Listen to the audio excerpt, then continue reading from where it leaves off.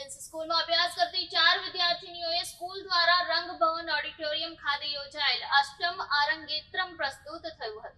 Residency સ્કૂલમાં અભ્યાસ કરતી 4 વિદ્યાર્થીનીઓએ સ્કૂલ દ્વારા રંગભવન ઓડિટોરિયમ ખાતે યોજાયેલ અષ્ટમ આરંગેત્રમ સમારોહમાં ભરતનાટ્યમની દીક્ષા ગ્રહણ કરી।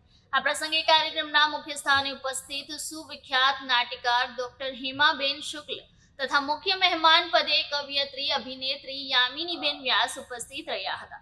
વિશેષ તાલીમ સાથે સ્કૂલમાં જ તમામ દીકરીઓ માટે ભરતનાટ્યમ વિષય રૂપે સમાવિષ્ટ કરવામાં આવેલ છે। વર્ગખંડમાં જ ભરતનાટ્યમ શીખવવામાં આવે છે અને ત્યાં જ પ્રેક્ટિકલ વર્ગો પણ ચલાવવામાં આવે છે, જેની કોઈ પણ પ્રકારની ફી લેવામાં આવતી નથી અને તાલીમની યોગ્ય અવધિ પૂર્ણ થયા બાદ વિદ્યાર્થીનીઓને સ્કૂલ દ્વારા આરંગેત્રમ માટે અલગ તૈયારી કરાવી પ્રસ્તુતિ માટે વિશેષ માર્ગદર્શન આપવામાં આવે છે, જેના સ્વપ્ન દ્રષ્ટા ટ્રસ્ટીવર્ય પ્રાધ્યાપક NM કારિયા, ટ્રસ્ટીવર્ય શ્રી હિતેન્દ્રભાઈ ચુડાવાડા તથા આચાર્ય કુમારી દીપિકા શુક્લ સતત પ્રતિવર્ષ આરંગેત્રમ માટે પ્રયત્નશીલ રહે છે અને એ દ્વારા 8મા સમૂહ આરંગેત્રમ કલા સાધનાની પ્રસ્તુતિ શક્ય બની હતી।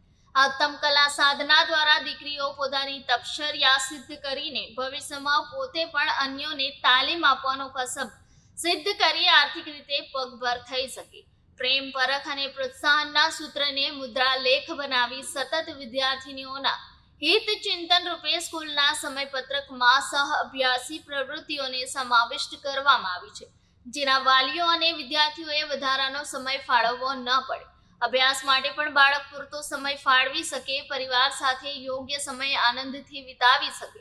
આ તમામ દ્રષ્ટિકોણ સાથે ભરતનાટ્યમ સમયપત્રક બનાવવામાં આવ્યું છે।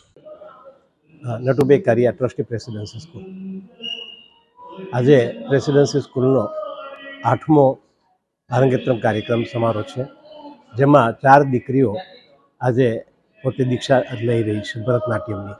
પ્રેસિડેન્સી સ્કૂલની અંદર છેલ્લા 20 વર્ષથી ભારતીય સંસ્કૃતિને જાળવી રખાય એવું એક ભરતનાટ્યમનું આયોજન કરવામાં આવ્યું છે, જેમાં ધોરણ 4થી પછીની બધી દીકરીઓ માટે એ ફરજિયાત છે, પણ 1 પણ રૂપિયો ફી લીધા વગર એની કોઈ પણ ફી લેતા નથી।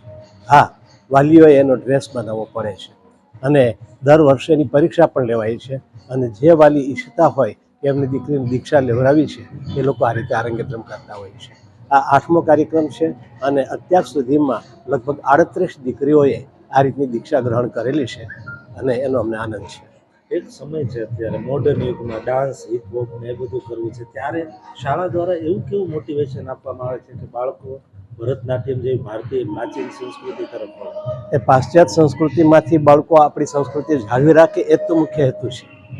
અમારો એક મુદ્રાલેખ છે, સેવા દ્વારા સંસ્કૃતિ નિર્માણ, એટલે આપણી સંસ્કૃતિને જાળવી રાખે અને સાથે સાથે ઇન ફ્યુચર કદાચ કોઈ દીકરીને આર્થિક ઉપાર્જન માટે જરૂર પડે તો તે પોતે આ જો કલા શીખી હશે તો તે એના ક્લાસીસ પણ શરૂ કરી શકશે અને એ પોતે એક પોતાના પરિવાર માટે એક ટેકારૂપ આવકનું સાધન પણ ઊભું કરી શકશે। આ મુખ્ય હેતુ હોય છે।